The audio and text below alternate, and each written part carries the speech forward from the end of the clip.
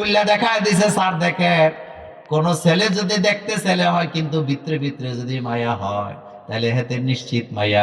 এখন তে মাইয়া মাইয়া হইয়া মায়ের দর্শন করছে, এমন আইন তো পৃথিবীতে নাই, বিচার করা যায়। এখন বেকসুর খালা কয়দিন আগে ঢাকা ভার্সিটি জাহাঙ্গীরনগর ভার্সিটির মেয়েরাও আফসোস করে বলতেছিল, শরীফ যদি শরীফা হয় আমাদের বাথরুম গুলা নিরাপদ থাকবে না, আগে শরীফেরা শরীফা সাজ্জা যাইয়া বয়া থাকার সম্ভাবনা আছে না না। আচ্ছা আপনাদেরকে আমি একটা কথা বলবো, ওই আলোচনা আজকে করব না। শরীফ থেকে শরীফা যারা বানাতে চায় তারা কি বুদ্ধি দিছে না বাস দিছে? এই মিয়া কথা কন না কেন? বুদ্ধি দিছে না বাস দিছে? আচ্ছা কেমনে দিছে আগে শুনেন। ইসলামের আইন হলো শরীফ যদি শরীফ হয়, বাপের জমি জামা থেকে 10 লাখ টাকার মূল্যের জমি 10 লাখ পাবে, কিন্তু শরীফ যদি শরীফা হয় তাহলে পাবে 5 লাখ। ঠিক না? কদ্দুর পাবে? যদি শরীফ হয় তাহলে কদ্দুর পাবে? 10। যদি শরীফা হয় তো শরীফ যদি শরীফা হয় সম্পদ নিব কেমনে? বাস খাইছে কি খাইছে না?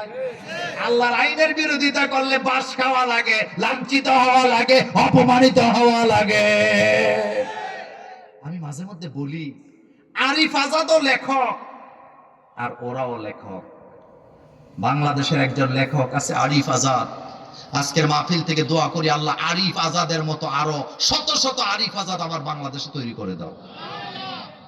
আমার ভাইয়েরা, গতকালকে আরিফ আজাদের একটা লেখা পড়ে আমার চোখে পানি চলে আসছে। কি চমৎকার লেখা তার! সে লিখছে, আমরা যে ভুলে যাই এটা আল্লাহর একটা নিয়ামত। কথা কি বুঝতেছেন? কে লিখছে এটা? আরিফ আজাদ ভাই লিখছে। আমার সাথে সম্পর্ক আছে কিন্তু কোনোদিন দেখি নাই। অনেকের জিজ্ঞেস আরিফ আজাদ দেখছো নি? কয় না হুজুর দেখি না, খালি লেখা পাই।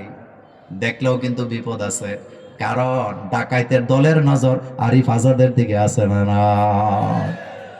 আমি আমার কলেজের বেলা তার লেখায় সে লেখছে, আমরা যে ভুলে যাই এটাও নিয়ামত। এটা পড়ার পরে আমার মেজাজটা একটু খারাপ হইলো। এটা কেমন লেখা? ভুলে যায় এটা নিয়ামত হয় কেমনে? এখন সে কি সুন্দর করে বলতেছে, আহারে আমার আম্মা মারা গেল, আমার ছেলে মারা গেল।